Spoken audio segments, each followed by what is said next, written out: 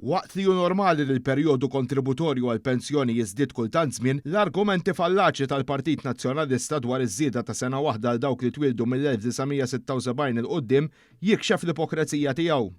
Dan hu l-każ għax kien propju l-istess Partit Nazzjonalista li fl-2006 żied il-kontribuzzjonijiet meħtieġa f'daqqa baxar snin u persuna mwilda wara l-1962 kienet flit teħtieġ 40 sena bolol flok 30 biex tikkwalifika l-pensjoni.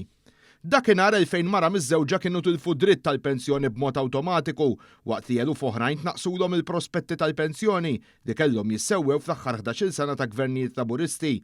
Ta' min jinnota wkoll is-snin tal-kontribuzzjonijiet tal-pensjoni jiżdiedu perjodikament skont id-dispożizzjoni fil-liġi tas-Sigurtà Soċjali biex jinstab bilanċ ma' snin li wieħed stmat li jibqa' jgħix bil-pensjoni.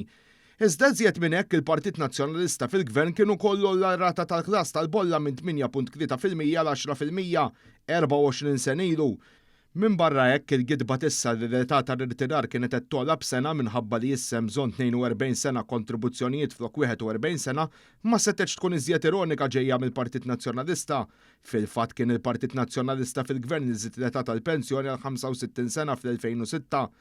Minnaħa l-oħra l-Partit Laburista fil-Gvern mollix l-età tal-irtirar u lanqas il-bolla, anzi rdoppja l-krediti tal-bolla tal-ġenituri u daħħal il-krediti tal-bolla l min ikompli jistudja u bekk ma jkollux bolol neqsin f'dan il-perjodu għax ma bedix jaħdem.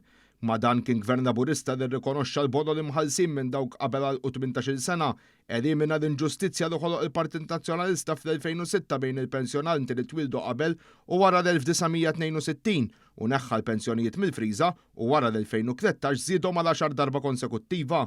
Bekk il-Partit Laburista fil-Gvern jibqa' l-unika garanzija l-pensjonanti preżenti u futuri.